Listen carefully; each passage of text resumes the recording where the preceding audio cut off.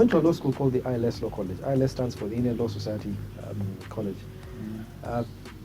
Pretty decent law school. I knackered there. When I walked into my first law class, I was blown away that I was in a law class because I thought my dreams had perished. Yeah.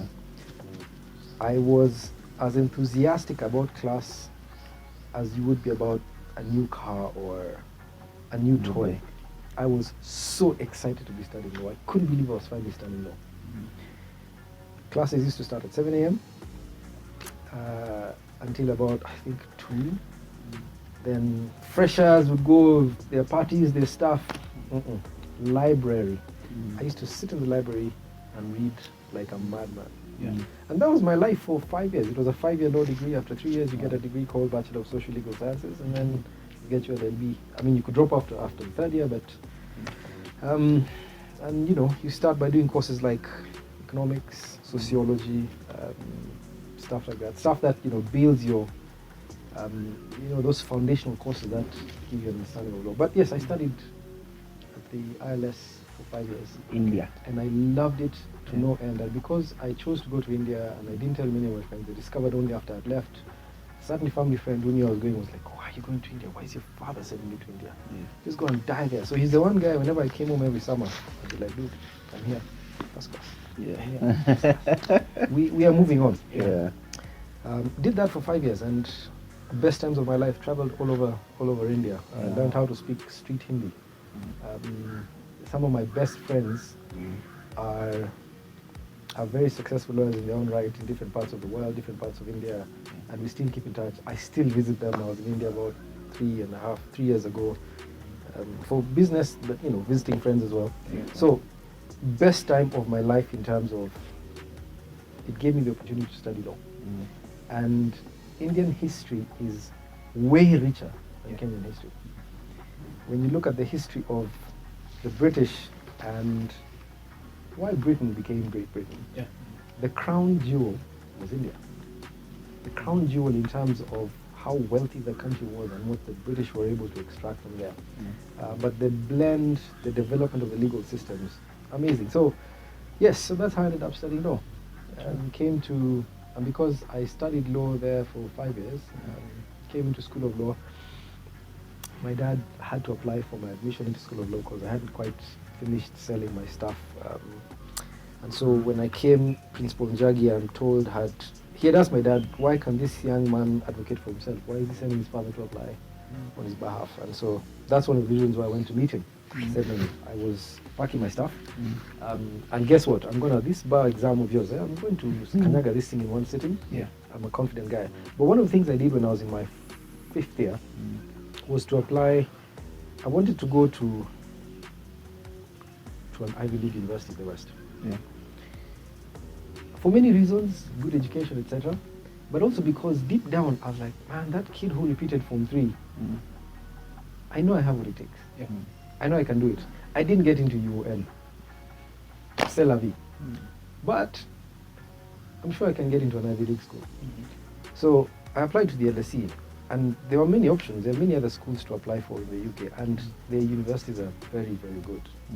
It doesn't have to be the LSE, but I just only wanted to go to the LSE. And I remember getting my letter of admission to the LSE, and I cried tears because I thought either they've screwed up with some other guy's application and somehow something happened, and I got the letter, and there's a dude somewhere who's crying saying I didn't get it. That was one of the motivations, besides knowing I'll get a good legal education. It cost an arm and a leg, but trying to go to a place where, in a sense, and this is me being real, in a sense, looking for some vindication, saying I've got what it takes. I can do this. And that's how I ended up at the LSE. I tried to defer. I thought I might defer my admission because you do your bar exam. If you don't pass your bar exam, at least back in the day, you had 4 attempts, another 3 attempts to pass your bar exam. So I thought of deferring it. I actually even wrote a letter. But my number one mentor is my dad. My dad was like, dude, you don't believe in yourself? Seriously? There's nothing. He was traveling to London. I'd given him the letter. He didn't deliver it. He said, no, you're going to do this. You're going to make it. I read for my university exams through the 5 years like a madman. But I read for my bar like a possessed man. I never messed around with my bar exam. Now, don't get me wrong, passing the bar in one sitting is absolutely no indication of your intelligence. It has nothing to do with that. No, I kid you not. Yeah. You know? It's a professional exam. There's a way they regulate the numbers. In our day, we were 200. Yeah. I think there was 15 or 20 of us who passed in one sitting. Yeah. Wow. And 3 of us were in one study group. Yeah. Mary Njeri, Joyce Munene, myself, I think in Fidelis. Anyway, Yeah. I needed to, so I finished my bar exam, and about 3 weeks after my bar, I was on a plane to London to go and do an LLM. Yeah. Now, you don't go to an Ivy League school and then fail, because if you go to an Ivy League school and fail, then wewe ulikuja hapa aje, you know, Huko unafaa uliombewa, kuenda. huko unafaa kuenda, you know. Yeah. And I remember you get into that first class and you're looking at guys from China, from Nigeria, from America, and like, man, I'm the hooks here. Yeah, the imposter. Imposter syndrome. Imposter syndrome. It's a real thing. For me, it certainly was. Yeah. But being able to have that experience was amazing. I mean, in the city of London, you know, the opportunity to visit Lincoln's Inn, an opportunity to be taught by the who's who in the legal profession in London. I mean, I was taught telecoms law by a guy who was advising the Kenya government through the World Bank at the time on privatization of Telecom Kenya. You're being taught by people who are specialists, who are powerhouses in that field. So, absolutely amazing experience. But yes, that is the long and short of my educational experience in law. And I couldn't be happier doing anything else. Yeah. I wake up every morning and I love what I do. And what's your memorable experience at LSE? When you're at LSE in London School of Economics. I think what's memorable, number one, is on the social side. Yeah. There's a lot about, you know, the fact that the first president of our country was there. The third president of our country was there. In fact, there's a time when I went there when Moi was still in power. And Kibaki came to meet Kenyans, and he came to the LSE, and he used to, there's a pub next to the school called the Three Tons, and you know, he came and we met him there, LSE students, and we heard him talking about, you know, his plan for the country, you know, when I vie in 2002, I think it was. Socially, there's a lot to do in London. It's a very rich city. It's, you know, there's a bohemian, there's a vibrant culture, it's buzzing. It can be so deceptive. I do know a few friends of mine who failed, and there is no joy in that.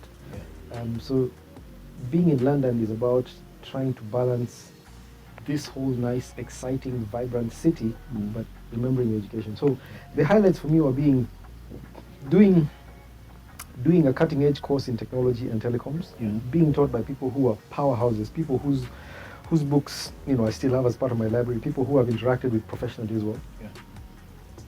But being in London is one of my favorite cities globally, regardless of the fact that sometimes it's typical English weather, it's very expensive, but being in an academic environment, that absolutely makes your brain cells buzz with the intellect that's going around. Yeah.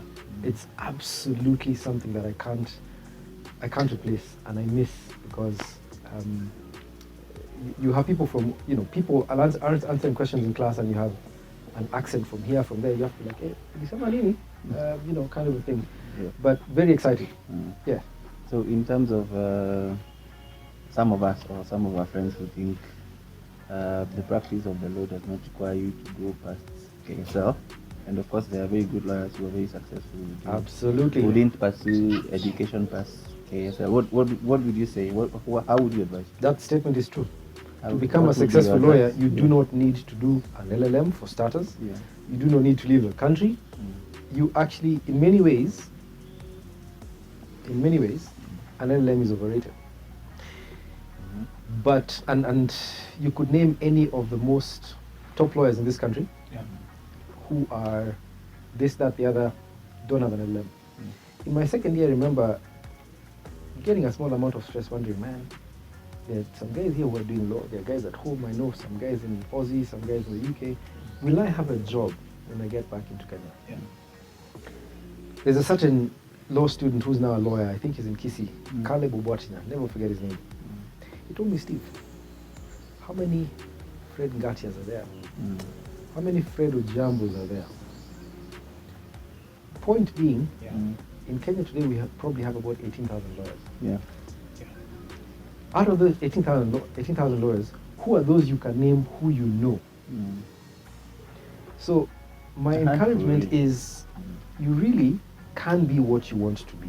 You do not have to do an LLM. And I'll come to why I think it's important to do an LLM. That encouraged me, and I realized what I need to be is to stand out. It's then why I chose to do an LLM, and it was not the brightness of my mind or insightfulness that caused me to choose telecoms and technology. Yeah. It was this same mentor who gave me the letter for Colorful Culture Konga, who looked at my course outline and says, there's telecoms law, there's technology law. But hey, I don't care what else you do. End of Fanye. Yeah. The question I'm asked many times is, how did you know? I didn't know.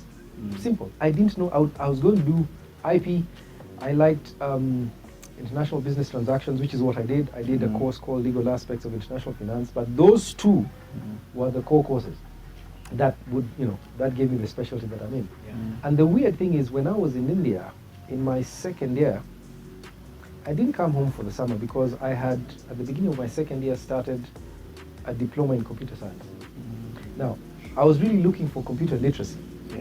But I went into this college, and I guess they sold the program well, and I decided to go full hog. I did coding like I've never done coding in my life. Now, did I know I was going to do tech law? No. Did I envisage? I was just trying to become computer literate. Somebody threw me into a coding class. I did coding for a whole year, and I couldn't come home for the summer because the course was continuing. Took that, put it in the bag. Guess what? I ended up doing tech. We have some guys, some computer science PhDs coming to teach us stuff. So you must relate the technical stuff to the law stuff. We had economists come and teach us about, in telecoms law, there's a lot of economics that goes into it when you're trying to calculate prices of telecom services. So we had different people coming in, but what is really prescient is that I had done a diploma in computer science. So by the time I'm getting into tech, into the practice, I mean, the clients I deal with today, the stuff that I've done over the years, all that has come in handy. It's blended in so well. So I think doing an LLM is a good thing. It helps if you have a mentor who can guide your steps. I didn't intend to first lawyer with an LLM in tech law in this country. I didn't plan for that. It just happened. But what has that got to do with anything? Nothing. It means nothing if you don't do anything with it. That's why I enjoy the practice. That's why I enjoy teaching. Because it's in an area of law that at the time was way more rarefied than it is today. And there are many people who have gotten into that tech space. In fact, I was speaking at this conference that Linda Bonyo runs the other day, and the references during my introduction were something to the tune of the father of tech law and practice in this country. Like, man, that sounds so old, but okay, so be it, An LLM would be helpful because it gives you deeper insights into philosophies of a certain specialty that you're getting into. It gives you a deep understanding of a certain course that you want to understand better. It may be an area you practice in. You may end up continuing to do a PhD. So I think if one can, it helps to have an LLM. We are also very biased in this country towards qualifications. You will put in your bid for work. You don't have an LLM. I have an LLM. I might get the brief simply because I have an LLM. So it's not that the LLM is necessary to be a successful lawyer, but sometimes it gets a foot in the door if you are trying to bid for some work. If you're trying to get a job in a certain company, they'll look at your paperwork. Somebody has a postgraduate, you don't have a postgraduate degree. It'll work against you. So if you can, do it. But if you know what you want to do, you want to be...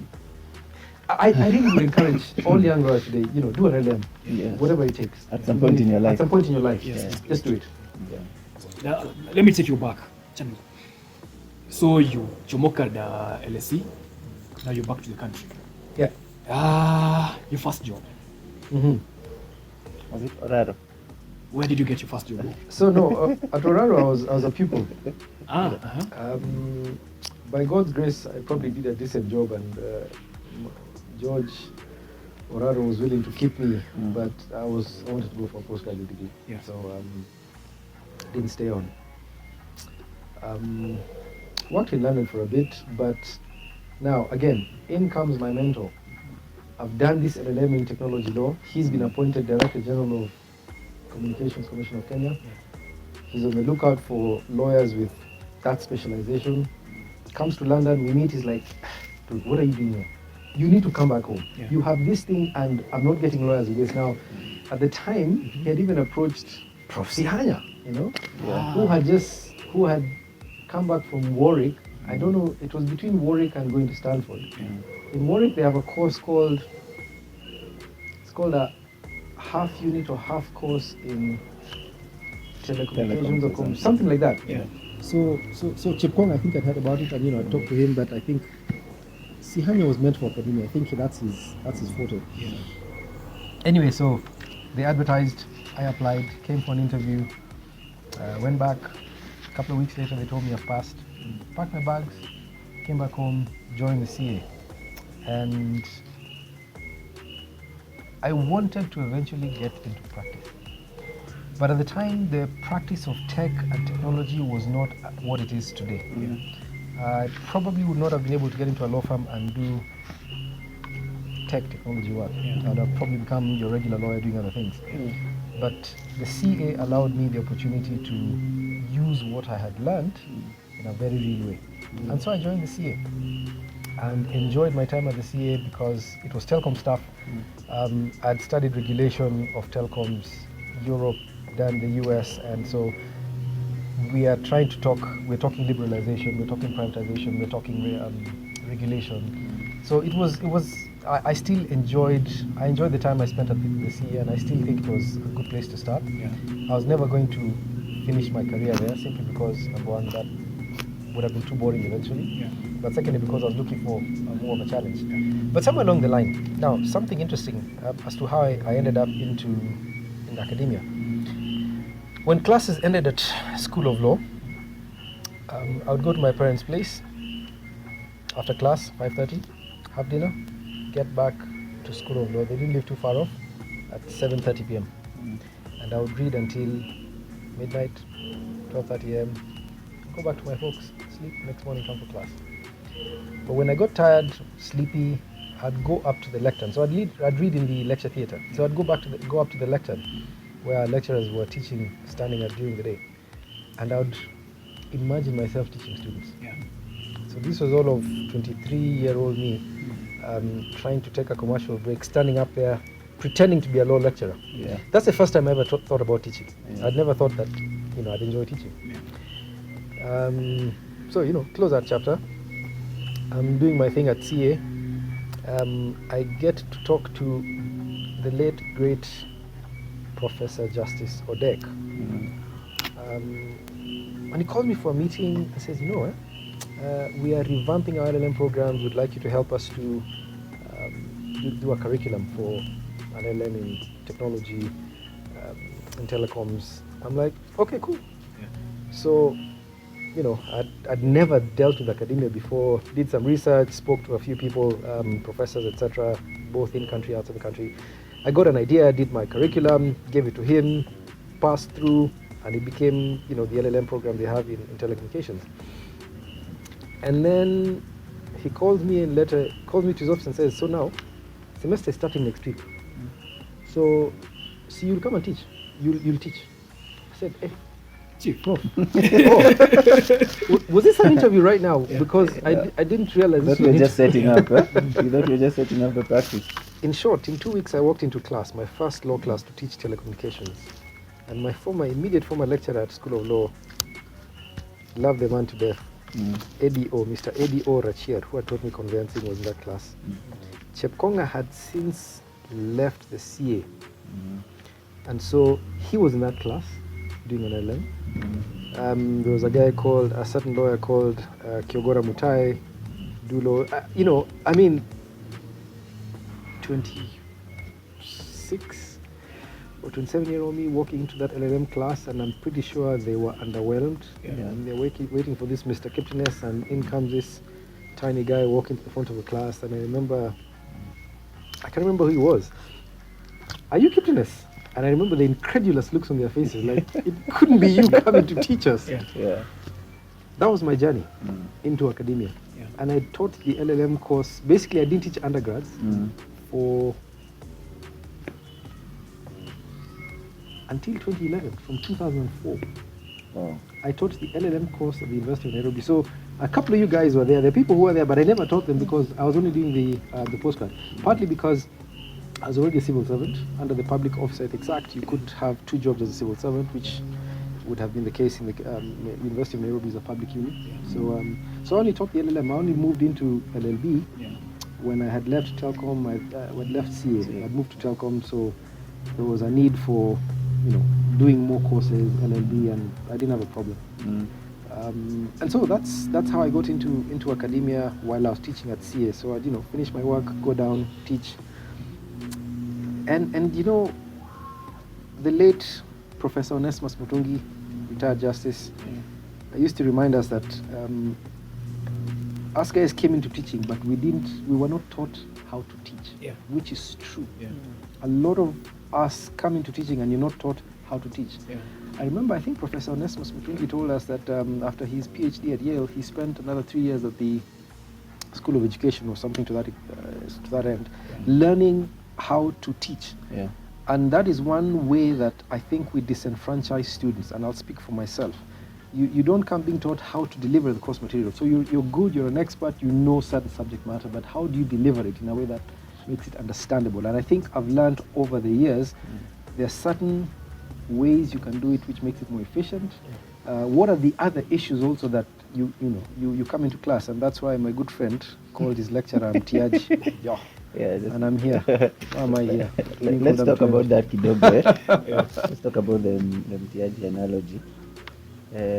Of course, you taught masters before undergrad, and maybe that had an angle to it. Maybe we'll speak about it. But I was a year ahead of you. Yes. You taught both Mutu and I. Okay. You taught me, I think, international economic law. Oh, was there LBA? Yes. Was there something like LBA? No, I taught There was there was LBA, but I didn't teach that. And then you taught me law of science and technology. Yeah, 2 no units. science and technology. Okay. Guess we'll be a great guy. Let's make it clear for the camera. Don't say ulinipa. Ulipata. When someone gets an A, they don't come and tell you, Mwalimu, guess what grade ulinipa? They say, guess what I got. When they got anything from a C onwards, they say, guess what you got. I didn't get a C. But anyway, Johnson got. So some of us really suffered. Really, Johnson, were you all there? Churchill, if you're there, by the way, you should leave a comment. Yeah. We were in the same group. I think he's the one who went to print and then showed up late. So you didn't give us an opportunity to present. All right, and it affected your grade clearly. I did not do that unit. Oh, you did? At some point, you did. were allowed to change. It was optional. Yes. Yeah, it was optional. It was optional. You were very So, lucky. so You were what very we lucky. did, Yeah. we looked for energy. And what's his Muma. name? Muma, Professor yes, Muma. Professor Muma. Right. We did like for 3 days and I got a B. It was better than what I had anticipated I would get or he would give, depending on who's looking at it. Yeah. But just speak a little to that. Give us your politically correct answer. I'm not for, if you know anything about me, I'm not for politically correct, except where it involves aspects of decorum, client confidentiality. Then there's a way you must say some things. But I like to say as much as possible. I try to be an open book. You see what you get. You like it, you don't like it. I am me. The people who like me, and they can deal with me. The people who don't like me. There are students who liked me. There are students. Look, when I walk into court, and for me, one of the most amazing was getting to the Court of Appeal once. I think it was a trial, and I met my former student, and we are waiting for the deputy registrar to come in and call out our matters for pre-trial. And he tells me, Mwalimu, do you know what I remember? One thing that I took away from being in class with you. Yeah. I was like, no, tell me, intrigue me. He says, timekeeping. He's a lawyer at Kaplan and Stratton. Yeah. He told me, Mwalimu, that's the one thing I took away from your class. I didn't walk out of that courtroom. I literally floated out of that courtroom to my office. Because I was like, out of all the people who were in class, if this is the one guy who got one thing, which was time management, thank you, I'm home and dry. That's what gives a teacher a pride when you look at your former students outside class. that's what you're hoping to pass across. You want to leave them with something. It could be time management. It could be, you've heard my story. My story, you asked me whether it took longer than it should have. And yes, it did. I had a convoluted track to ending up in law. Yeah. I couldn't even qualify to join this university. And yet, somehow I ended up there teaching. I mean, one of the colleagues I really like is Mudomi. Mudomi will tell you, he teaches evidence, Dr. Mudomi. He'll tell you he got a C or is it a D in evidence. But he's a damn good lecturer of evidence law. So that convoluted pathway comes with certain lessons which you seek to pass across. The only problem is, how do I get you to understand this? And this is where I think I failed, in all honesty. In trying to pass across to my students, I don't want you to make the mistakes that I did. I think if you're going on this path of being so blasé, you will come for an interview, you will do your job, you will do a brief, and a client will be happy. We want excellence. Excellence is not a characteristic of our country. Fact. We don't go into doing things wanting to do them to the best of your ability. It explains why corruption is a real thing. So I think in trying to pass across a message of, guys, excellence, you can have fun, you can do what you want to do, but excellence has to be at the very core of what you try to achieve. So in teaching, I realized I needed to be a bit strict about attendance, because hopefully if I can ensure you attend, you will get something.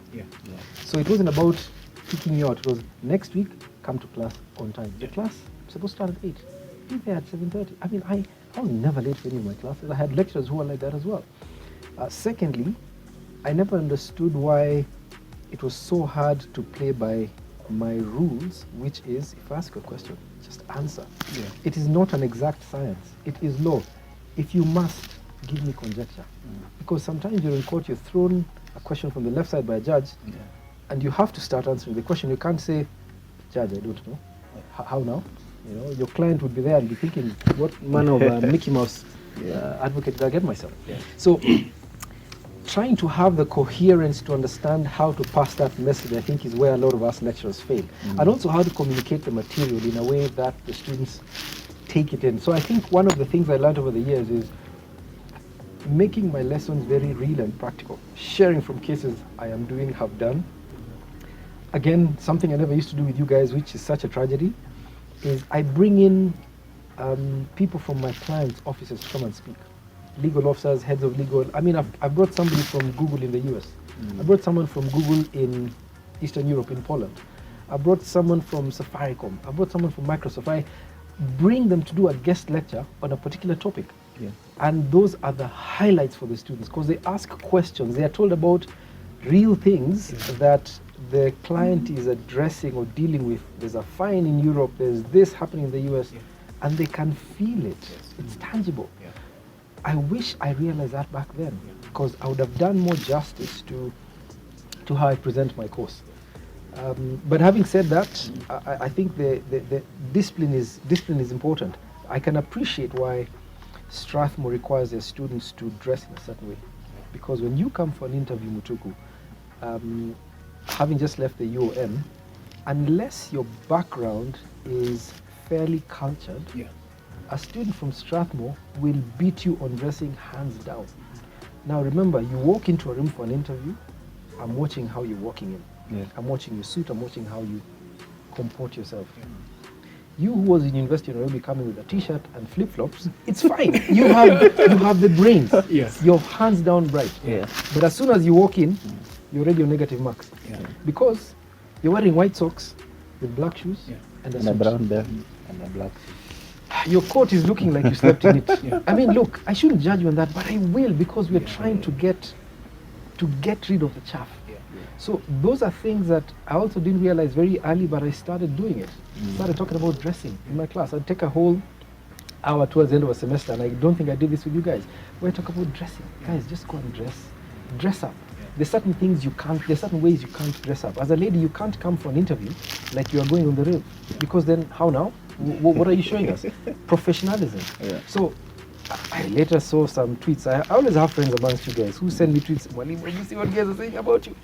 This guy anakuja kufundisha about dressing, kwani anafikiri sisi don't know how to dress. You missed the point completely. Because people criticize the fact that I'm coming there trying to help you as a UN student. So at Strathmore University, with those rules, as weird as they are, you can't wear jeans, you can't wear this, that, the other, it gives that student an edge. And because it's a smaller class, because you get into a system where you're encouraged to ask questions, at UON, I'll get questions from the same 5 faces. And that's why I never used to take that. I'm like, no. Where we're up on Yuma with the dreadlocks, give me an answer. See, you know, give me an answer. So it may sounded like I was bullying students to give me an answer, and I probably was. But it's the only way I knew how to get people to speak. Because I want you to realize when I'm in court and I'm asked a question, I will not be a shrinking violet and start looking like a deer between the headlights. I have to say something. Now, you may tell me I'm not going to get into practice. You get into a corporate. You'll go for a meeting. You'll be asked as a lawyer, what does the law say? Or what's your experience? What does case law say? So those are the lessons that I've learned are important to infuse in teaching. It's not about coming to give you the material, talking for 3 hours and walking out. Because you'll be on Facebook, and in my class you'll not be on Facebook because I'll kick you out. You'll not take your phone, you'll just not do that. So I've had run-ins with students because they completely miss the point, and I accept that maybe I've not been very clear in how I communicate what I want from you, but I've tried in every class I come in, these are my rules. See, we just play by them. I've had really nasty lecturers. The nastier they were, the more they became my friends. Because I took it upon myself to engage the lecturer and say, Mwalimu, I want to learn. And even if I hated their guts, the fact that I want to learn, that guy will be partial towards me. He'll start thinking, this guy wants to learn. This guy is interested. We can't all be like that, but show some interest. Read the course material. Read the notes that you've been given and ask a question. I can't imagine how I can go through a single class. My classmates in School of Law, they were reminding me the other day, lunchtime, imefika, home time, Kiptines is in front still doing this. Mwalimu, there was, see you go with the Mwalimu to, that was me sitting in front, answering questions when people are supposed to be going for lunch. Because law is not an exact science. So I guess I've answered your question in a roundabout way. That's what I was trying to achieve over the years. I've learned I need to do it in a slightly better way. Perhaps I shouldn't be as brutal, but when people come with this whole thing of solidarity, what will you show us? And I don't know whether it was one of your classes where we had a guy called Jackson. I remember that was his first name. Where I tried to kick him out, and he refused to leave. And I can't physically force you out because that's not part of the rules. And I called security, and security came in, and as they're trying to get him out, class stood up. Solidarity, and they started singing that song that people on strike. We were still afraid of you. So that can't have been really. That can't have been. Guys started singing solidarity, and they told the guards in Paki. So you want it. I said, so this is what I said. Oh, you guys know, eh? So I told the guard, no, please don't put yourself in trouble. Just leave the guy. The guy sat in class. I said, you're not leaving. He didn't even talk to me. He ignored me. I said, it's cool. I picked my notes. I said, I'd taught for about 30 minutes. I said, today's lesson has been taught. End of story. Went. Came back the next week. Kafungua kitabu yangu, my tablet. Oh, my friend Jackson. Bado huko? Sawa, uwafunze leo mimi. This lesson has been taught. And I went. By the 3rd class, they got the point. They realized, whoa, they sent an emissary, Mwalimu, no, it's not like that. Oh, Mwalimu, we are sorry. In fact, we've told him he has to leave class. He has to come and apologize to you. They eventually came around to it. Now, I wish I didn't have to do that, but you pushed my buttons. You're telling me that you're going to be completely disrespectful. Now, you don't have to respect me as an individual, but by God, you will respect my position as a lecturer. I like doing what I do. By the way, I love teaching. If I stop practicing law, I probably won't stop teaching for a while until I can't do it. Because passing that knowledge is so exciting. Dealing with young minds, especially in the law, is an excitement that cannot be replaced by any other drug. So I've gotten better over the years in engaging. As I told you, I now buy chocolates every so often. But we still have run-ins. There are those students who does he think he is, which is fine.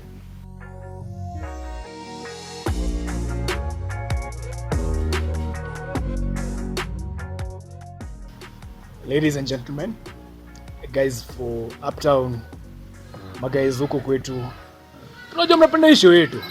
So what do they do? Hit the like, subscribe button below. We'll notify you every time we have a show. Leave a comment if you need us to invite any guests. Your suggestions will be welcome. Yep. See you on the next episode. Yeah.